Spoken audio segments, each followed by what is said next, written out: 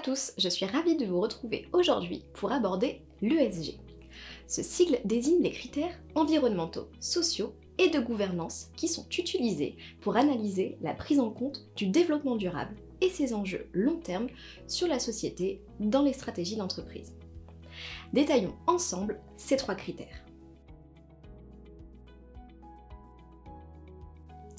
Les critères environnementaux mesurent la gestion des risques et l'impact d'une entreprise sur son environnement. On peut citer notamment le niveau d'émissions de CO2 et de gaz à effet de serre, le recyclage des déchets, la consommation d'électricité et d'eau ou encore la prévention des risques environnementaux, les marées noires par exemple. Les critères sociaux mesurent l'impact de l'entreprise sur les parties prenantes, c'est-à-dire les salariés, les partenaires commerciaux, les communautés locales par exemple. Ils portent sur la qualité du dialogue social, l'emploi des personnes atteintes de handicap ou issues de minorités, le respect du droit du travail ou encore la prévention des accidents du travail. Ces critères sont mesurés dans l'entreprise mais également auprès de toute sa chaîne de sous-traitance si elle existe. Les critères gouvernementaux, quant à eux, sont peut-être les moins connus.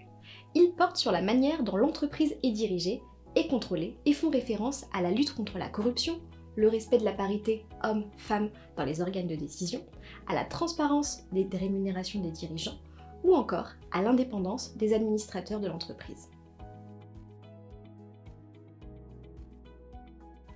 De plus en plus d'entreprises ont l'obligation de publier des rapports extra-financiers en plus de leurs résultats financiers. Elles doivent communiquer sur la prise en compte de ces critères ESG dans leur stratégie, ainsi que les actions qu'elles ont mises en place.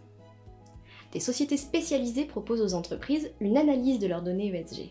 En tant qu'investisseur, ces critères peuvent vous orienter sur des placements et ainsi donner du sens à votre épargne en investissant par exemple dans des fonds d'investissement socialement responsables, ISR, c'est-à-dire des fonds intégrant la dimension ESG dans la sélection des entreprises. L'ISR ne repose d'ailleurs pas que sur l'ESG. On retrouve aussi des fonds d'exclusion qui écartent de leur portefeuille certains secteurs d'activité pour des raisons morales ou environnementales, comme par exemple l'armement ou le tabac. L'ISR intègre donc différentes thématiques d'investissement, dont l'ESG. J'espère vous en avoir appris plus sur l'ESG et vous dis à très bientôt pour une prochaine vidéo.